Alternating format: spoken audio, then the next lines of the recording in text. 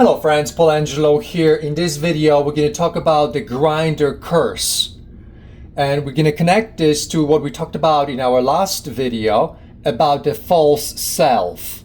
How it gets created from the focus on sex that creates dissociation, detachment, denial, and delusion. And that's the red square within the 3D cube, just to illustrate that you're pushed back into detachment, into dissociation, when you constantly spend time in your false self. Because you militarized yourself to sex, and that's shame. Shame is militarization. And we don't know that we are shamed. Shame does not produce a feeling. The best way to illustrate shame is that imagine you're 3 years old, you want to become a doctor. But then over the next 5 years, you hear negative messages about being a doctor. Eventually, by the time you're 10 years old, you forget that you wanted to be a doctor. And you embrace reality, kind of like detached from your original self. The same happens with gay men when they get reduced to sex. They forget that they were born with emotions, with mind and the spirit. They don't utilize any of that. So their persona is a false persona. They operate on only one cylinder in life, as opposed to 4. And they create justifications, rationalizations, and a value system that is based on false authority, false gods, usually sexual gods, false attachments, needs, and hope. That's what we talked about in our last video. Today, we're going to take this to the next level. We're going to talk about the Grindr Curse. This is the permanent damage that often cannot be undone that occurs to gay men. So let's go over this together. The starting point is that when you hang out on Grindr, that you get exposed to trauma and shame on a regular basis. This is repetitive. This happens all the time because everybody on those apps is reduced to sex, to the genitals. Everybody is genitalized. Genitalization is a stage of sexual development, kind of like receptacle testing or liquefaction. Gay men, or men in general, they sexualize everything. And it's just how it is. Sexualization of everything is beneficial in certain ways. But also, if it lasts too long, we get stuck in sexual stages of development like genitalization. So genitalization creates shame and trauma all the time because human beings are not genitals. You are comprised of emotions, mind and spirit, and sex is part of the body. But that's not who you are. And so the trauma and the shame happens because you get forced to be a sex object on those apps. And as a result of that, you get detached from your true self. You're no longer your true self. You are a false self, like we talked about here. Okay? This is really critical because I'm going to guide you what happens next. And so here's the long-term price. And this is what I call the Grindr Curse, that your sense of beauty, the people that you find beautiful and your sense of pleasure, what you find pleasurable, gets corrupted. What's ugly becomes beautiful, and what's painful becomes pleasurable. And this is because of trauma. First, shame leads to trauma, always, because shame miniaturizes you. And in this world, if you get miniaturized, you end up making lots of mistakes. You end up dealing with reality in inefficient ways, not in a wholesome way, productive way, but in a toxic way. So your definition of beauty gets corrupted. The men who are purely sexual, who have no emotions, you're going to find beautiful. And the men who are emotional, who are wholesome, you're going to find ugly, basically. And the pleasure that you're going to be seeking from the intensity of the sex is going to involve pain.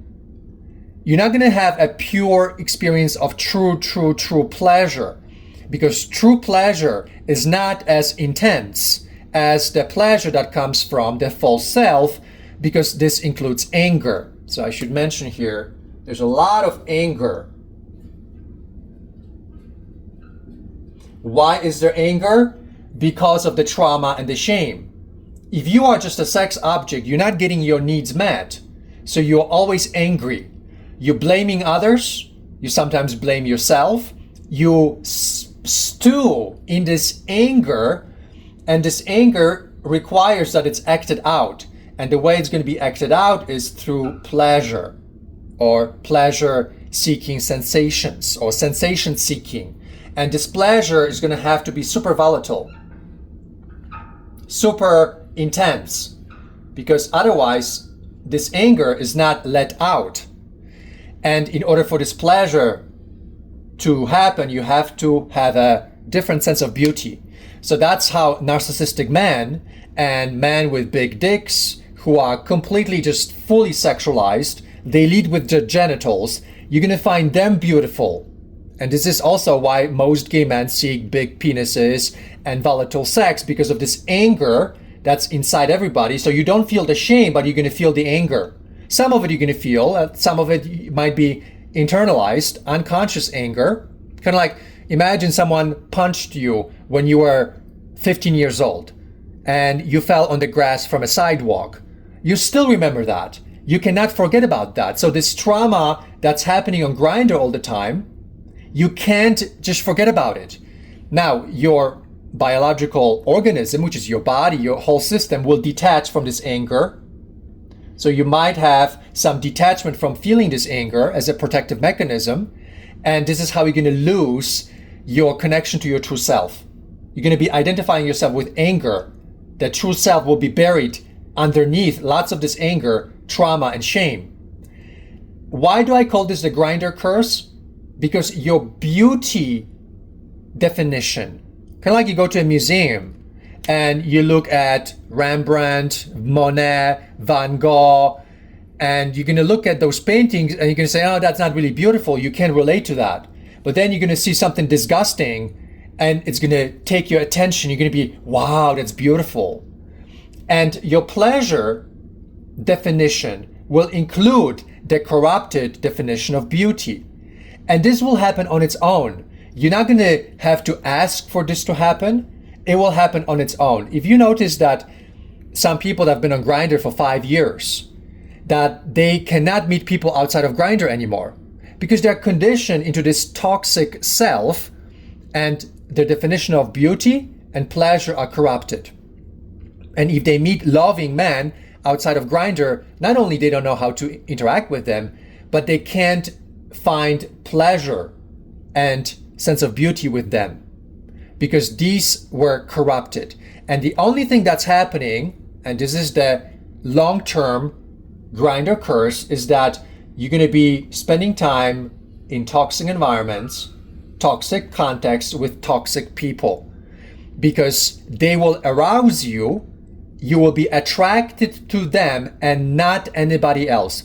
And the best classical example for that is older men looking for only younger men. They cannot be aroused. They cannot find men their age beautiful or pleasurable to hang out around. And that is the Grindr curse.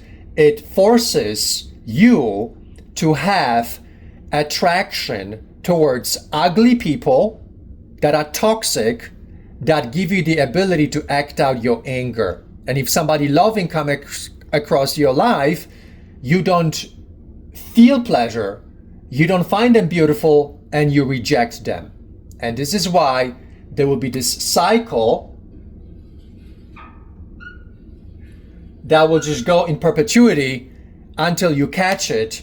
But even if you catch it, it is very difficult to correct it because you have to replace the false self with the true self.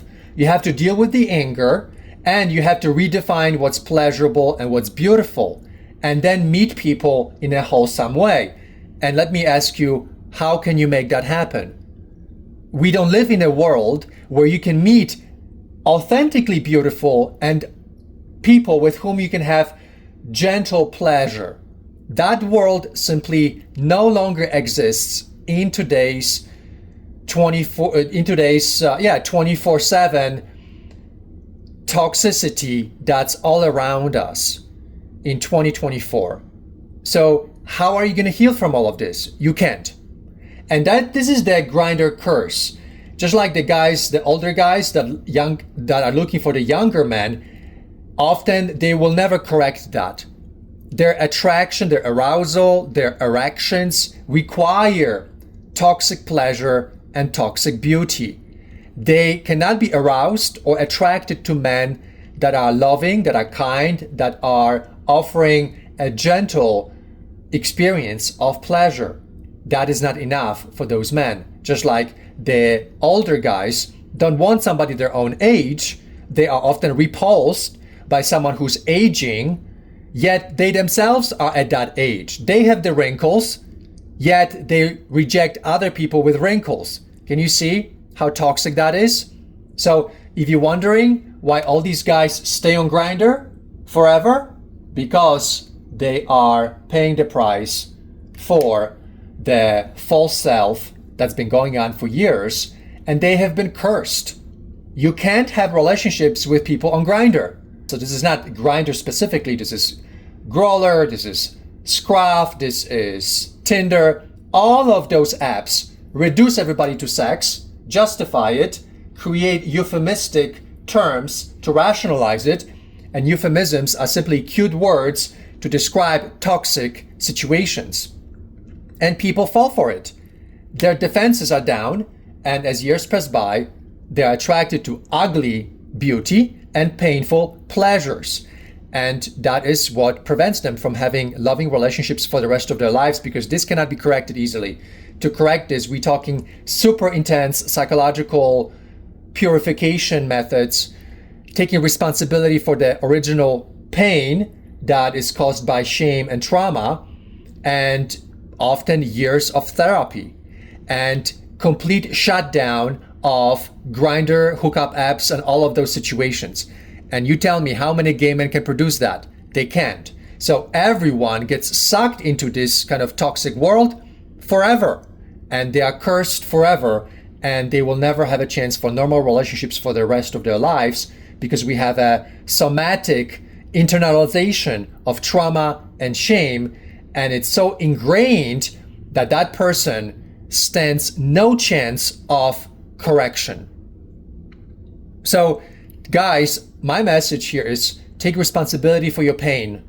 The pain that's part of this exposure to trauma and shame. That pain is the original thing that you neglected to take responsibility for. Is you have to go back in time, reclaim your core wound, and stop the trauma and shame from occurring, become wholesome again, and only meet people in loving places. Like Big Gay Family Social Program.